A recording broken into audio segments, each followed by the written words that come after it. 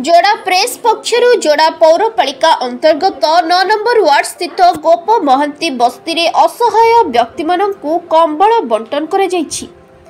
खणी सहर जोड़ा रे एबे मध्य शीत लहरी जारी रहितबा बेले गरीब लोक माने शीत दाउरु रक्षा पाइबा पई निया जलाई राति बिताइबाकु बाध्य हेउछन्ति।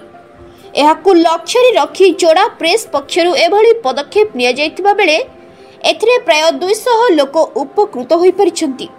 एही कंबल बंटन कार्यक्रम रे जोड़ा प्रेस पक्षरु सभापति प्रकाश महंती, कोषाध्यक्ष शिशिर बेहेरा, सदस्य सुनील सामल, दुर्गा प्रसाद महंती, रमेश महापात्र, संजीव सिरका, शारदा प्रसाद आचार्य प्रमुख गणमाध्यम प्रतिनिधि माने उपस्थित रहितबा बेले स्थानीय अंचल जुग संगठन माया पात्र, डाक्टर अनिल दास उपस्थित रहिथिले।